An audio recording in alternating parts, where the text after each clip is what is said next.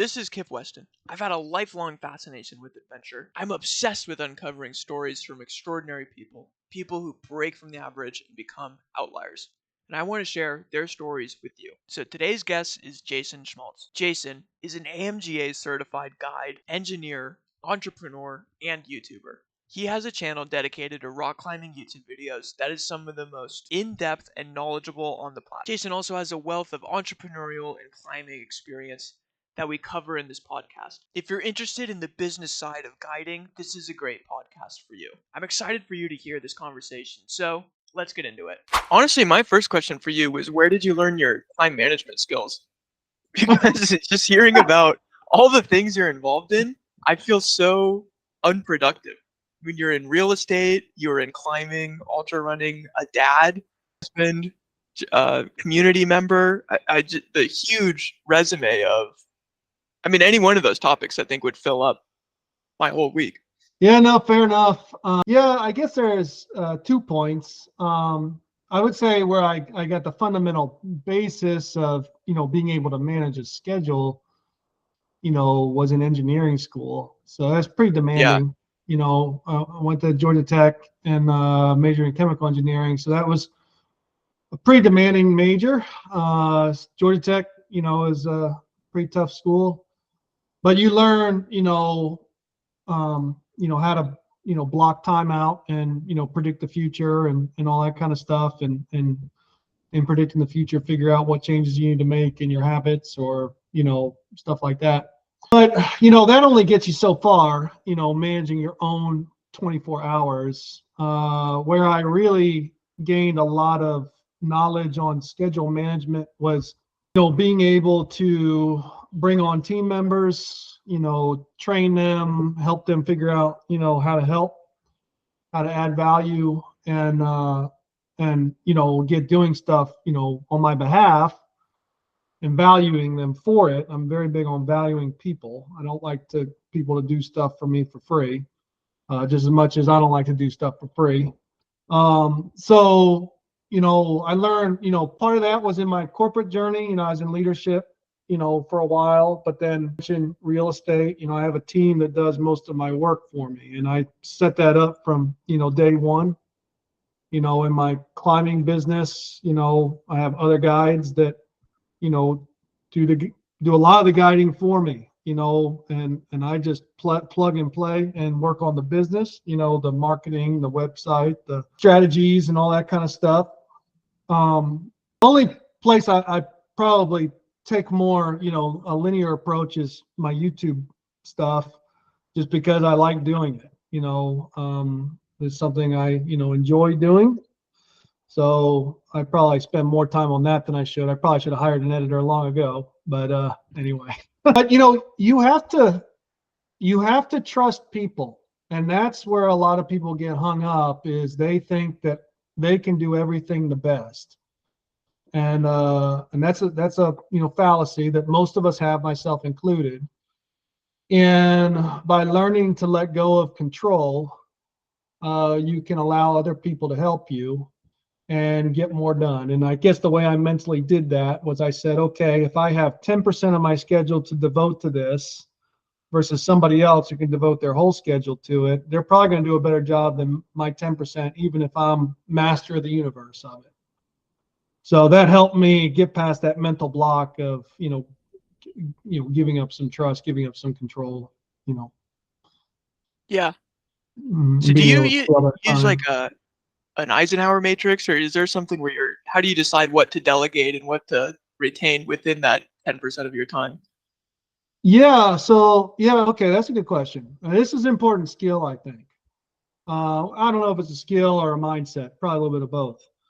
But what I did early on was I started to assign a monetary value to my time, which isn't always the best thing, but hey, money is something we can count. Everybody can kind of relate to it, so let's start with money, and so I would assign a monetary value to my time, how valuable I thought my time, an hour of my time was. And if I could get somebody to, do something for me, for less than that value, then I would try to get them to do it. So, if I assign $100 an hour to my time, and I need to paint a rental unit, and the painters are going to do it for $30 an hour. That's a no-brainer. Okay, get them to do it. Even if they take 3 times as long as I would, which they'll probably go 3 times faster. I'm probably slow.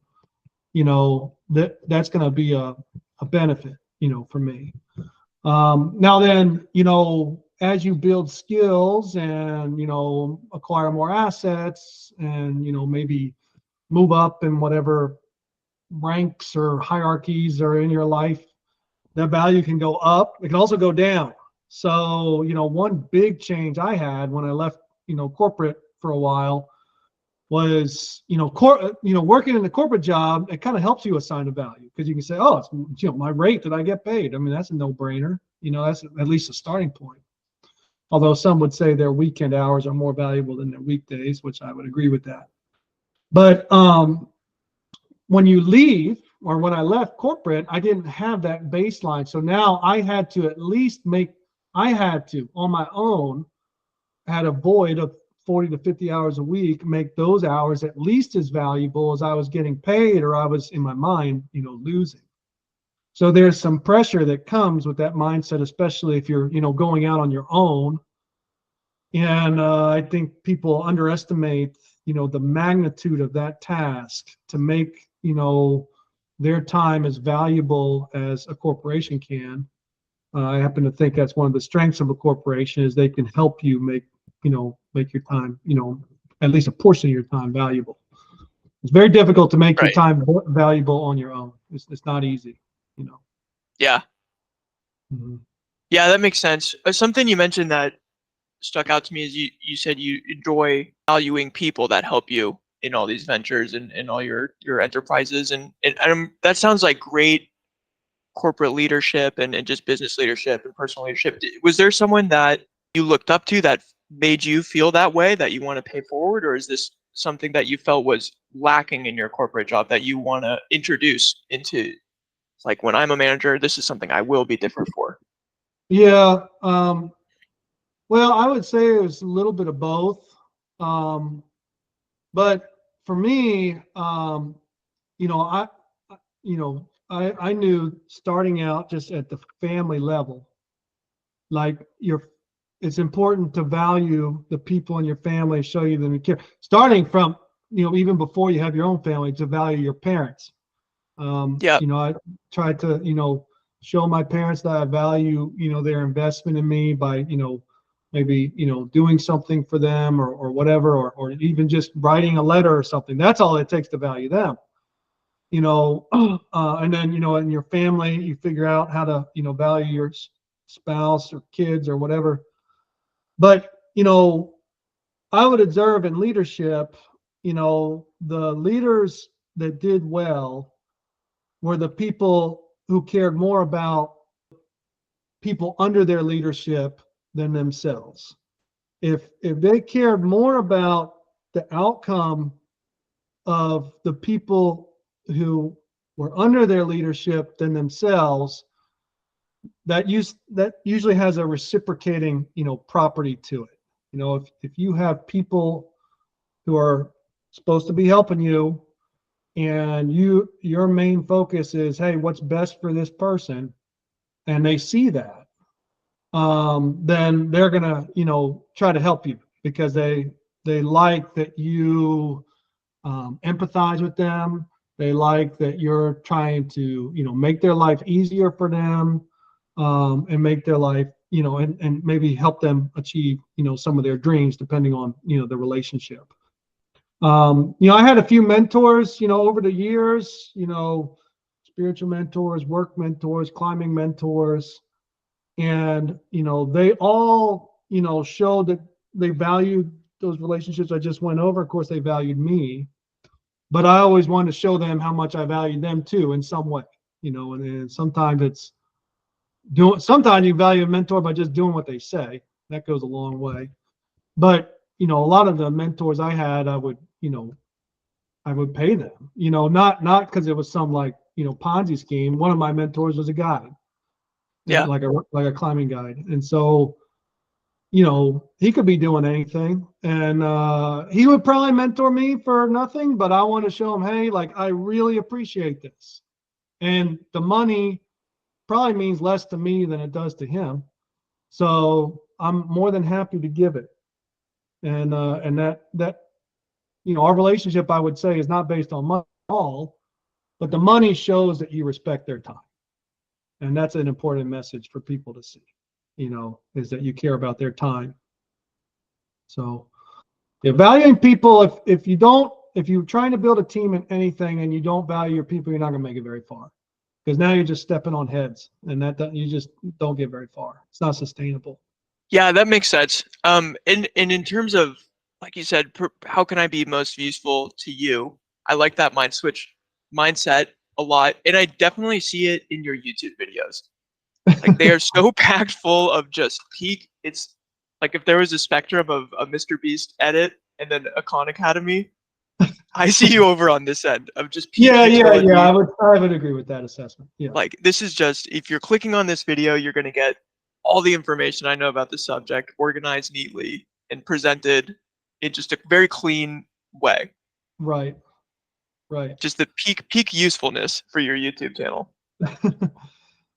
Yeah, my inspiration for YouTube was, it was partially done to help clients, but it was sustained by the desire, I would say, for families to get out or for friends to get out, but particularly for fathers and their kids to get out. I'm just very passionate about that relationship. I mean, I have 4 children, and I really am passionate about, dads building, strong bonds with their kids, especially through adolescence, where it's challenging, very challenging. And climbing has enabled me with my kids, for my kids to see me in a different light than just, the provider or the disciplinarian. They get more of a chance to see me as, for lack of a better term, the hero, the leader, and even the mentor, right? My son is, starting to learn some about the systems, learn what it's like to lead outside instead of in the gym. Yep. A lot more nerve-wracking. And, so when I make my YouTube channels, I think if I'm empowering, again, it can be family, can be friends, but specifically in my mind is a father and their kids. Yep. I'm empowering a dad to take his kids out on a weekend camping trip and take them up, to a crag and have fun and be the dad in their mind, that they envisioned when their kid was first born. And that for me, I mean, I get like emotional just thinking about it. Like, I'm just so passionate about that, relationship. Yeah. And so that's when I make my YouTube videos, what's going on in my head is, if I'm a dad trying to understand this, how would I want to present it? And not like Mr. Beast. That makes sense, because I think about my own relationship with my dad. He introduced me to climbing, and so exactly. Yeah. And climbing is, I'm sure there are other sports like it, but for me, I get a taste of every emotion on a good climbing trip. And if you're with your dad there, they get to see you through all of it, and literally, like you said, lead you through it. Right. Exactly. Yeah. Yeah, that's right. I didn't think about all the emotion. You definitely hit them all. Yeah. Like, there's always a moment I'm like, why did I pick this hobby out of all? Yeah. Trip has got to challenge the entire hobby as a whole. And you grew up in the Appalachian Mountain Range? Yeah, near Shenandoah, and I grew up outside Roanoke in the country, and then in Harrisonburg, so near Shenandoah as a kid. And so always outside in some creek, climbing trees. So we lived, in the country for a while. We eventually moved to like Metro Atlanta, middle school, beginning of high school. And so we didn't live in the country anymore, but, I joined the cross country team, and I didn't realize it at the time, but I still keeping this consistency, of being outside, which I really liked. I loved cross country in high school. Just had so many great memories.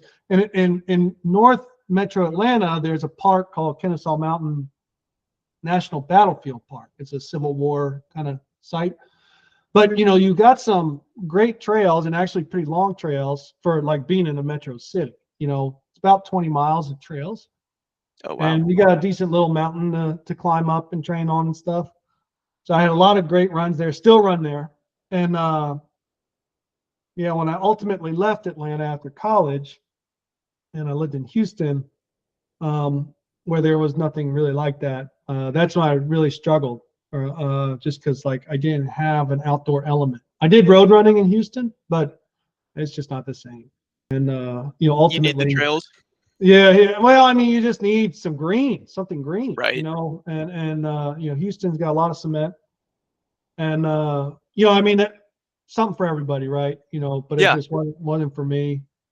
And I remember struggling there, and had a great job and everything. My wife and I, we started a family with just us, but not too happy. And I went on a trip to New Mexico to visit a friend in Sandia Mountains, so Albuquerque area, Santa Fe, and got kind of in touch or ignited in that environment, wilderness, and said, hey, we got to kind of take control of our life here, and we're not happy here, and we're not going to be dictated by a job or a paycheck where we live. We're going to live where it makes sense for us. So let's make something happen. And I think within 9 months we left Houston at that point. And it's been nice living back in Atlanta. And it's funny because like I hardly go where I went, when I was younger. I always going north, and North Georgia mountains, the Smokies, Pisgah National Forest, those areas. So Yeah. it's been a nice change. Before you did that New Mexico trip, were you aware of the fact that a more outdoor-oriented worldview was something missing from your life, or was it something that clicked when you were there? Like, oh, this is what that missing puzzle piece has been in Houston. I definitely had some hints. I could tell I was like craving green. I just Yeah. remember craving green, the same as like if you go off carbs, you're craving cookies, like I can remember just craving it. And I remember I was researching just to do like a road trip across the country just to see like wilderness. Because there's Houston, you can drive for like 2 hours and still really see like wilderness. You have to drive a long way to see wilderness. And Yeah. because the city's just humongous, it just extends and extends. And when I when I it always seemed out of reach because I was always thinking like I was just thinking in the bounds of my paycheck and my work, which a lot of people I think, especially younger when you're not as resourceful, think like that. And I remember when I went out to New Mexico, my friend was there, and I saw, all these great places. I was like, wow, this is amazing, and it's really close. And my friend, like, was just a normal person. And I was like, man, if he can live in such a wonderful place and have, these amenities that he wants, why am I not doing, like, why am I not taking control of my, destiny here? Right. And I definitely connected the dots, so I was having these cravings, but then I connected the dots. I was like, wow, if I lived closer to outdoors, I think it would improve my quality of life. And Yeah. there were some other criteria when we left Houston on like where we were trying to evaluate where to live because we want to start a family and stuff. So we had to think about schools. We had to think a little bit about family support. But we said we're going to choose 3 criteria. One of them was being close to accessible outdoors. Yeah. Yeah, yeah. So I think it's interesting how I think it's very cool to see you claim agency of your life and its direction, but I don't think it's stated how hard that must have been because becoming a chemical engineer, going to go to Georgia Tech, those are so hard to do. Imagine just getting a job, even in Houston, was like, oh, I put in so much into this. Maybe I should just stay here and keep working here. I've already put so much into this. Like a little bit of Yeah. a sunk cost where you're just like, okay, I just have to keep going here. No, I remember telling my mother-in-law that I was going to be taking a job that paid less, and she just couldn't believe it. Yeah. I mean, that's how that generation is, right? You know, like, Yeah. why would you ever take less money? But, you know, I also realized that more money wasn't going to make me happy, you know, and, you know, I wasn't, you know, I'm not really like a lifestyle chaser in regards to like, you know, possessions or whatever. Yeah. I'm more about like, hey, you know, what are we doing on a journey? You know, Right. are we doing stuff that we want to, or are we dreading waking up? You know, and I just was dreading every day, Yeah. and you know, there, you know, if you wake up too many days in a row with the feeling of dread, you know, no price is worth that. I don't care what you're getting paid, and so yeah, no, definitely punted on the career path a bit. And Yeah. but I will say this, you know, I settled into my new job and I quickly surpassed, you know, where I was with my other company Yeah. by miles, and then had other growth through, you know, other industries as you highlighted, you know, the real estate stuff, and then of course rock climbing. I would have never had any of that growth in Houston. I would have just been working at that job that I, you know, said, and maybe I, you know, moved up a few levels, you know, okay, Sure. so what, you know, but there's not this like, you know, you just have such huge growth when you enter new industries. And I wouldn't have had that, I don't think, you know, had I stayed. Yeah. That makes sense. How did you get introduced to climbing? Oh yeah. Well, you know, after I went to that New Mexico trip, I said, oh wow, you know, I wanted to do more hiking. And then I realized with hiking, there's, you know, scrambling, you know, off trail scramble stuff. So like think about like 14ers.com or what, you know, 14ers in Colorado, classic class 2, class 3. Yep. So I started doing like some class 2, class 3 stuff. And I realized, oh wow, like class 3 plus is kind of scary. So I wanted to be able to do more of just like scramble stuff. Um, so I said, well, if I get better at climbing, I'll be more comfortable on, you know, class 3, maybe some class 4, you know. And so it was more to enable, you know, I'll call it peak bagging. It's not really mountain climbing, it's more like peak bagging.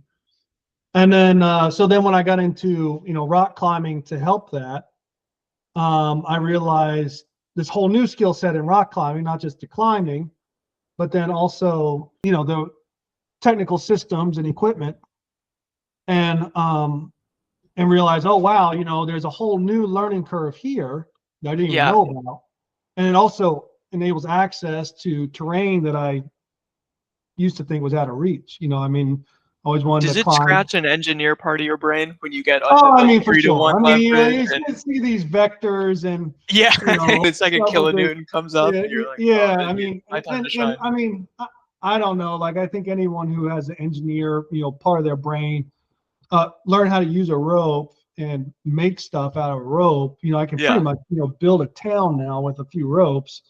You know, that's just going to naturally, you know, uh, feed that side of your brain. You know, but through you know, through climbing, you know, I realized I could monetize a skill now, because like hiking and backpacking isn't really a skill; it's more of a activity, I would say.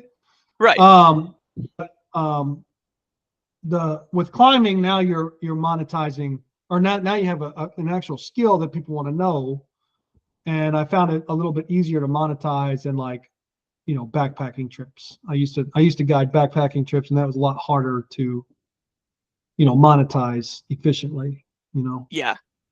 Could you speak to pivoting then from going from getting introduced to climbing to starting Atlanta Rock Climbing Company or Summit Seekers? Yeah, sure. Yeah, so yeah, I always wanted to try this, like, you know, follow your passion as a job and see how that worked. You know, I would say I like engineering. I don't know if I call it passion or not. Maybe I would more now than I did before. But anyways, you know, I had some success in real estate, so like I build my business acumen, And I built this climbing skill, and all these technical systems. I said, hey, let's try to monetize this. There's no climbing services in Atlanta, and there's no competition. There's 6 million people here, and there's like 20 gyms, so there's got to be a market. So, yeah, we said, hey, and it's low cost. Like the capital requirements aren't very high. It's not like I gotta like buy, you know, By the mountain. yeah, like commercial equipment or something like Right. that. Yeah.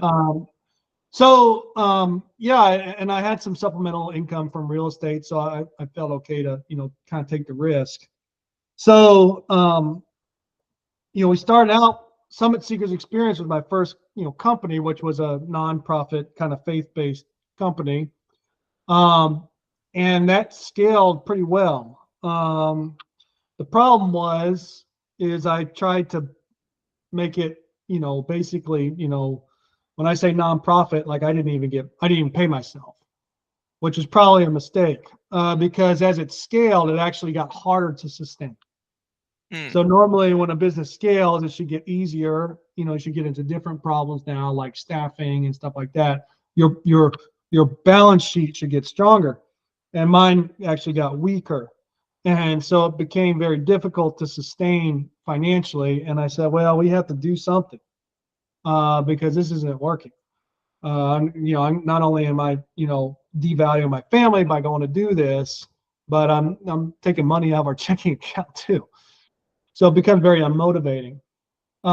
So I try to offer commercial trips through Summit Seekers Experience, to supplement the nonprofit activities, the kind of leadership activities that we were doing. But you learn a lot about the market, and a lot of people in the climbing market are turned off. I'm not saying it's wrong or right, but they're kind of turned off by the faith-based, essence of that Summit Seekers Experience, was kind of started on. Again, nothing wrong with anybody's worldview, but that's how we were kind of started. And so we had some problems with some market partners, specifically climbing gyms we wanted to market in, because they were like, hey, look, I can't partner with like a faith organization, or even an organization that's perceived to be a faith organization, because some people in the market, it may have a negative effect. So I said, okay, that's fine. So we kind of broke off our commercial services in Summit Seekers Experience and moved that to the side, and started Atlanta Rock Climbing Company, which is normal, for-profit LLC.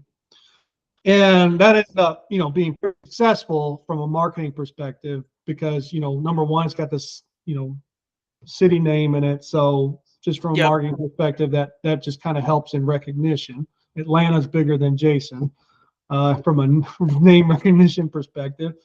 And Summit Seekers Experience YouTube was nothing back then. I mean, I had like 20 followers, or it's just pathetic. I wasn't even trying to grow at that time. Yeah. Anyways, that ended up doing well, because now we could partner with gyms and serve the market. There was no confusion. This is rock climbing trips. And that was one thing I learned early on in business, and I think you'll see that echoed in shows like Shark Tank and stuff, is you want your message to be very clear to the customer on what they're getting. You are getting rock climbing trips. You're not getting leadership development. You're not getting anything else. We're going rock climbing, and so that was real helpful. And through that journey, our marketing plan was to offer value through educational videos, because we figured there's two reasons people watch YouTube: entertainment or education. Yeah. And I'm not that entertaining. I mean, I'm not going to come up with a plot or whatever. So, but I am pretty good at teaching. So, we were able to get our process dialed in pretty quick. Of course, you can look at my older videos and see the progression, but, kind of get dialed in pretty quick on the angles and how to structure the videos. And when we figured out that was our niche, was education, social media stuff, ballooned. And along with that, our rock climbing business also ballooned. And we started getting a lot of bookings and, diverse bookings. So we had, the big birthday parties, and then we had, the multi-pitch, smaller parties who wanted to learn how to do stuff, and kind of everything in between. Aspiring guides, we're able to start offering some guide certification, programs and stuff through AMGA, all that kind of stuff, which was super fun. Now then, the follow your passion thing, my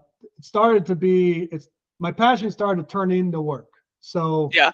I will caution anyone, this follow your passion phrase. I'm not sure I fully agree with that now. I think I more like keep your passion and your work your work. Because, I really, climbing after a while started to kind of lose its luster for me personally.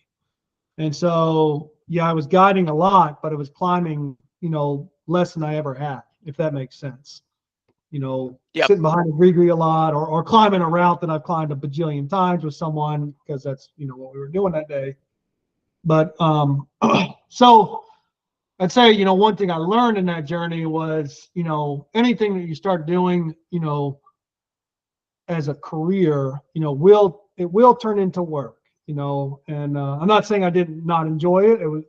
It was a great adventure. I learned a lot, and I would not trade that experience. But, now, professional guiding is not a big part of my life, and I enjoy climbing more now than I did, in the thick of that, journey, Right.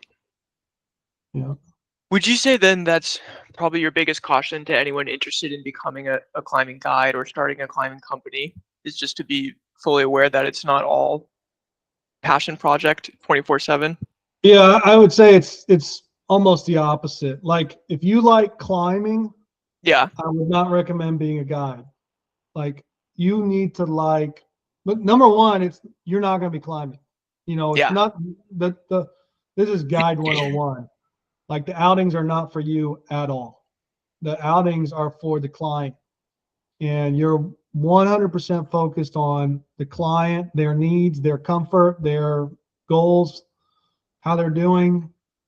You got to put up with all their crap too sometimes. Although I mostly had good clients. But I would say guiding would be better for someone who's, passionate about teaching, or passionate about helping people achieve their dreams outside. And I would say you also, you know, better either have a strong financial plan in place, or money better mean basically nothing to you.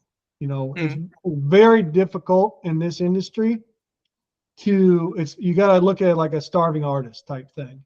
There's not a lot of money on the professional side in this industry. So most guides struggle financially. And so what keeps you going? Well, it's the job. And so you better be psyched about, the tasks you're performing in the job, which is education and helping others. The climbing you can do on your own. So you don't, whether you're passionate about it climbing or not, it's almost irrelevant. Now you got to be good at it, and you got to be good at the systems. Yep. But really, it comes down to people, education, and focusing on what you want. Yeah. Those are things you got to be good at. To get into this industry. But a lot of people I see, because they're good at climbing, they think they're going to be good guides. Now, the climbing skill, I think, is the least Sure. important part of the pie. The important parts, I think, is, you have to have good movement, but the important parts is the technical skills and the client care. I would value those two things over climbing skill. If you Yep. climb 512, so what? None of your clients climb 512, so it doesn't matter. Everybody Right. climbs 5.7, or that's the majority of it, right? Yeah. So, the movement standards 510, for the guide certifications. Well, depending on the level, maybe it's 5'9". But the important part of a guide, the important skill set of a guide is how well they manage a client and how well they know the systems. Yeah. On managing and systems, one of the questions I get for anyone I'm considering introducing to climbing is like, how dangerous is climbing? It seems spooky to me. And my favorite YouTube video of yours and the best explanation of a risk management assessment in terms of climbing is your breakdown of probability of risk and consequence of failure. Right, right. Do you Yeah, mind outlining that again? It's just the best. I wish I could just share that video to people who have questions about climbing.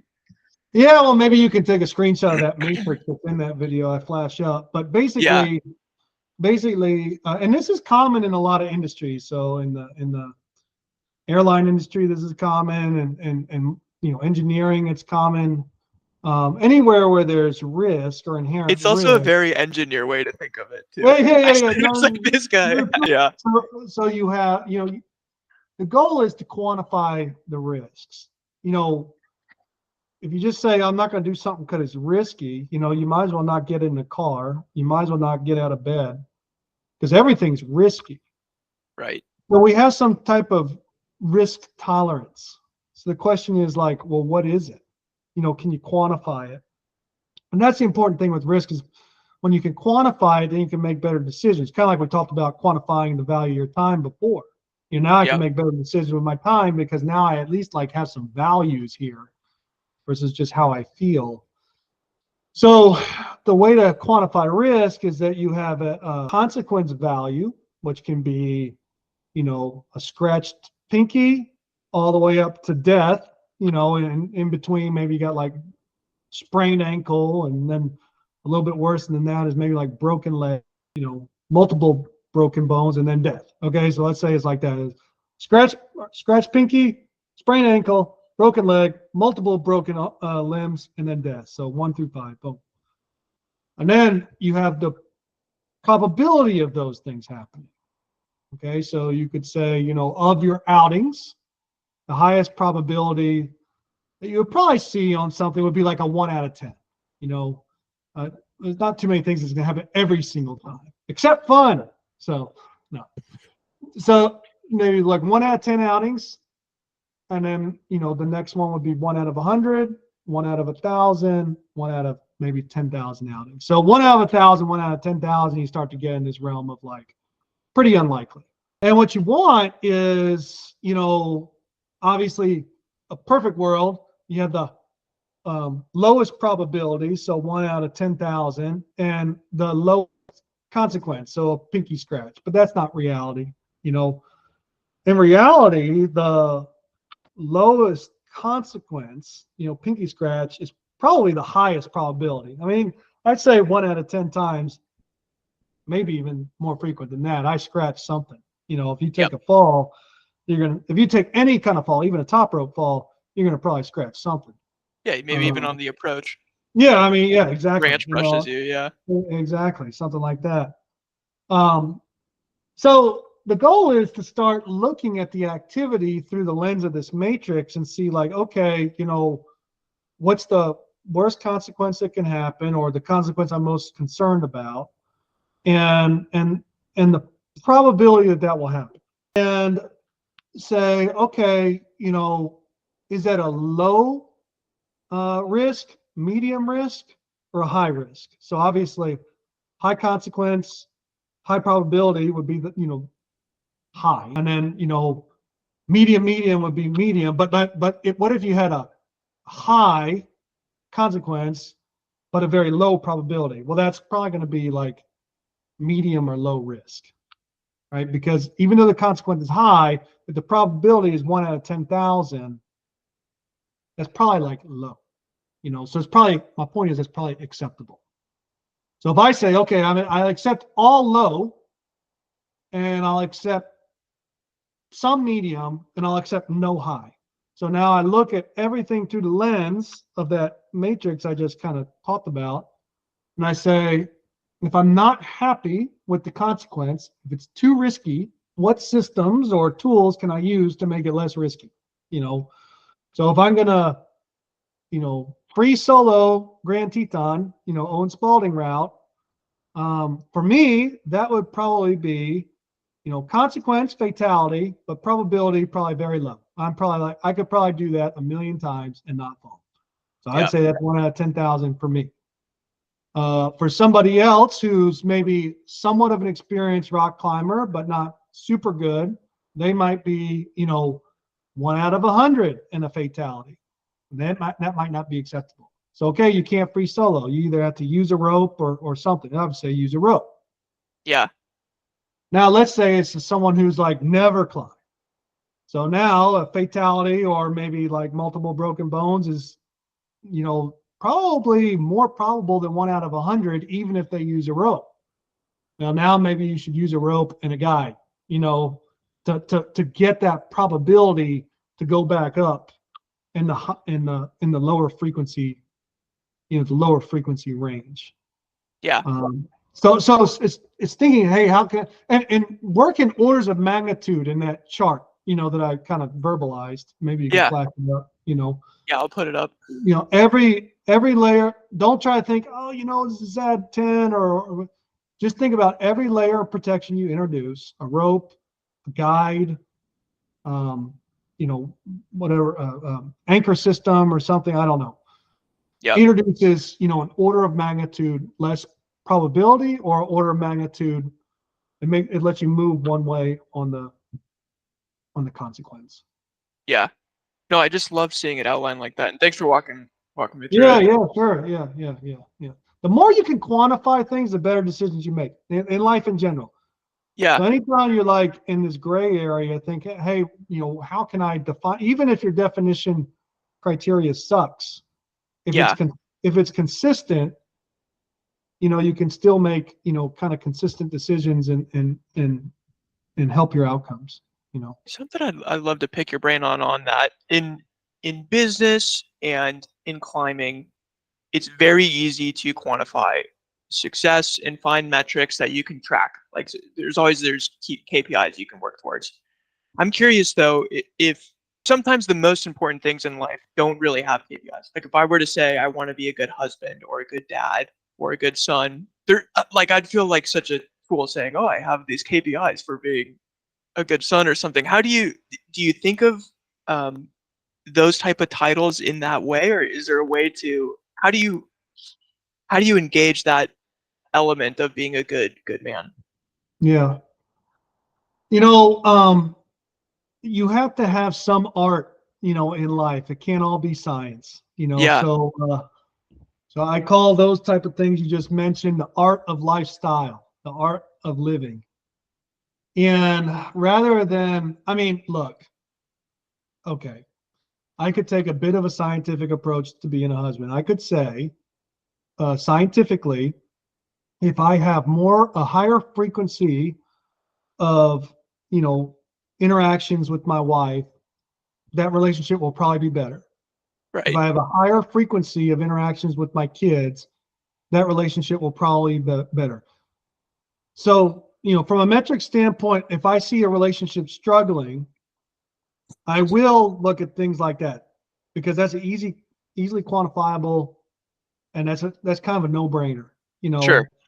know. But you know, I I like to have some part of my life that's more of a style than the science. I don't want to be thinking about, am I maximizing profit with my wife? I just don't want to Right. be Right. thinking about that. So I would say, in intimate moments. Now, when I say intimate moments, I don't mean the most romantic moment. I mean like a moment where there's no phones and you're having an experience together, or there's no work and you're having an experience together. You know, I would say you should let the moment happen naturally. Now then, you know, the criteria or whatever planning you need to do to set up more of those moments, that's where the science comes in. So you set Mm, yourself up, I would say, using some of these metrics, evaluating your time, saying, hey, how valuable is this versus another night with my family or whatever. Those are important things that have to be done objectively. But then, when you're having the moment, I would say don't be thinking about working. I say working, Right. analyzing. Right. Yeah. You need to be living. You need to Right. be, taking pictures of the whales, type thing, versus, overthinking it. Am I getting the most out of this? Right. Um, Like planning time reading to your kids versus tracking the word count read. right, or Yeah. how many words was that?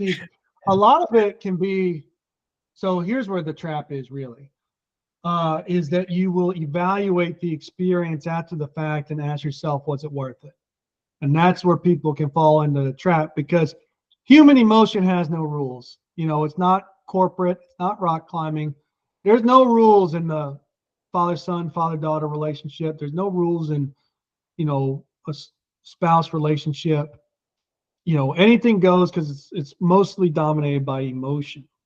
Sure. So what's important is frequency, and quality, mainly by not being distracted. But you gotta be so careful to not look back and say, oh, I cut out this amount of time for that experience and it flopped. We got in an argument, or my kid didn't pay attention to me, or they didn't listen to me. Because that's where you can kind of cause yourself some trouble, because you'll say this wasn't as valuable to me as, making some more money or something like. I just say that because it's the easiest thing people can relate to. Sure. But what the way you need to evaluate your success is, did I execute, or did I, give myself to that experience as much as I could have? Was I distracted? Was I sleeping? Was my mind somewhere else? And if that's where I would say, you could evaluate a little bit, but you can't control other people, what they do, what they say, what kind of day they had. And Yeah. so therefore don't evaluate like how the day went and say, oh, well, I should cut back because that was a negative experience. Because there's gonna be a lot of negative ones, but you gotta have the negative ones to have the good ones too. So we just went on a family camping trip over Labor Day weekend, and we just got killed by our kids. We got overwhelmed, and we actually had to come home early because it was just too much. But Yeah. I'm not gonna never go on another camping trip with my kids. Right. It was just, hey, this one was just too much. We tried, we made a go of it, and I'm sure every dad can relate to this. I tried to please everyone, and it backfired a bit.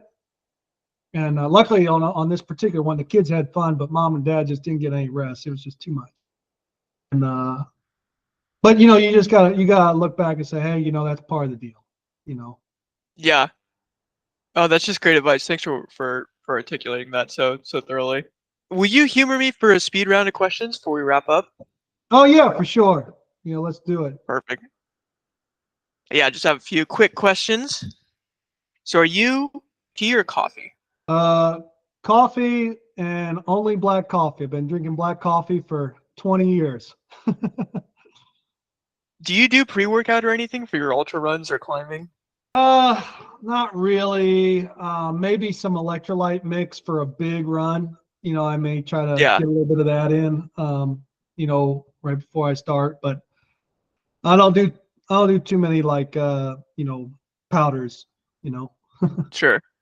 Yeah. Cats or dogs? We have dogs. So yeah, I'm allergic to cats. So, our dog is a mini golden doodle. So hypoallergenic. So, but he's funny. PC or Gree? Uh, well, definitely not ATC. It's Reverso or Gree for me. Anything, I almost always had a Gree, but I would say on big stuff, grade 5 type adventures, it's gonna be Reverso. Are there any hobbies? I'm definitely a Petzl fanboy. So Yeah, no, that makes sense. I'm going to modify this question a little. Do you have any indoor hobbies? It seems like all your hobbies are outdoors. Let's see. Some things people don't. I'd say one thing people don't know about me. I do like to play piano. So I'm actually halfway decent. So that's indoors. Let's see, what else do I like to do that's inside? I'm a decent roller skater. Most people don't know that. I played hockey growing up, so I still had some carryover. So now when I go with my kids roller skating, like, try to be kind of like retro. And let's see, anything else? I like to play Smash Brothers with my kids. So Oh, nice. Do you have a yeah. favorite character? Let's see. Marth has been my go-to ever since college, but I'm Yep. starting to like Diddy Kong and Terry in the Switch one. Terry, I don't think was in Yeah. the GameCube one. Oh, and then I'm I don't also think I know that one. and then I'm also really good at billiards. So when I lived in right after college, when I lived on the Gulf Coast and there's nothing to do outside, I got really good at pool. So Do they have those pool halls or big? yeah, pool hall like Yeah. right next to where I lived, and now I have a pool table in my basement. We finished our basement last year and put a pool table. Although I never play. Yeah. Right. You know. Once you get everything. Yeah, exactly. Yeah, yeah. And then So last one, historical figure you'd most like to have dinner with. mm, mm, yeah. Martin Luther King jumps out at me the most. Yeah. So yeah, I think he was revolutionary guy, and you know spent some time here where I live, so I see a lot of Right. Right. Right. results of his work. So yeah, I would say, of course, there's some biblical characters I would, but I try to make this a little bit more, relevant, recent history. But yeah, probably Martin Luther King would be top of my list. Yeah. Yeah. Good answer. And then last question I have for you is, what's the best place for people to connect with you? Yeah, if you want to connect with me, I would say if you message me on Instagram, so Summit Seekers Experience handle on Instagram is probably the best way. I'm no longer actively making videos, but I still seem to get quite a bit of views because my videos are kind of evergreen. So evergreen. Yeah. Yeah, but if they have any questions, or I'm always happy to help people, with whether it's beta or getting into guiding or whatever, and then I still have a lot of friends in the industry, I can connect them with who, can actively help them, you know, from a guiding perspective too. Yeah. Yeah. Awesome. Thanks so much, Jason. This has been a really great time. That's this episode of Outliers. Thanks so much to Jason for joining, and thank you for listening. Be sure to check out Jason's socials in the description below, and be sure to hit subscribe so you stay tuned for future interviews.